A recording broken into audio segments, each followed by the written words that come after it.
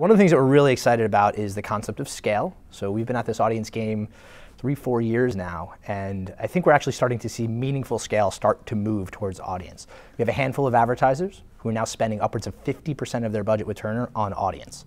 Right? A few years ago, we were lucky if we had 1 or 2 deals, per quarter, but now we literally have some of the largest advertisers in the world spending half their budget with Turner on audience. So in the upfront this year, we fully expect that trend to continue and really even expand. So that's one big thing.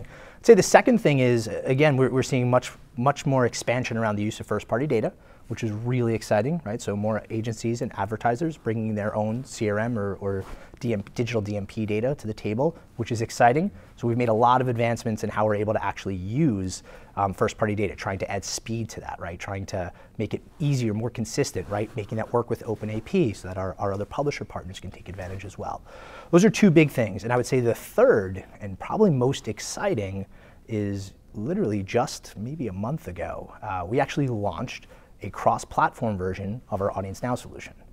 So our Audience Now solution historically has been a linear-only offering, right? So folks would come to us with a data set, and we'd optimize across our national linear inventory, all of it, right? All 8 fully distributed networks, all of our inventory was fair game for that.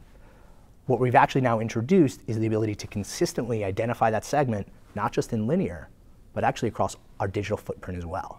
So today, we can actually do it in FEP for desktop and mobile, and that gets us, as well as our mobile apps, pieces of OTT, which is really exciting, and then potentially later this year, we'll be rolling out a VOD extension to that as well. Now, everyone always says that the challenge with that is the measurement won't be perfect. And we agree, it won't be perfect, but it's gonna be really good, right? Because now we can consistently identify that segment across all those touch points, and we can count impressions. And if we can count impressions, right, you can now start to optimize and you can start to activate on those impressions.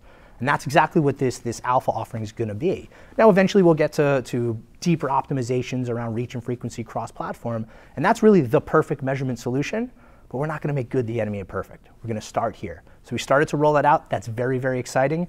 As you can imagine, supply in premium video in the upfront this year, there are some challenges there, particularly on the live side of it.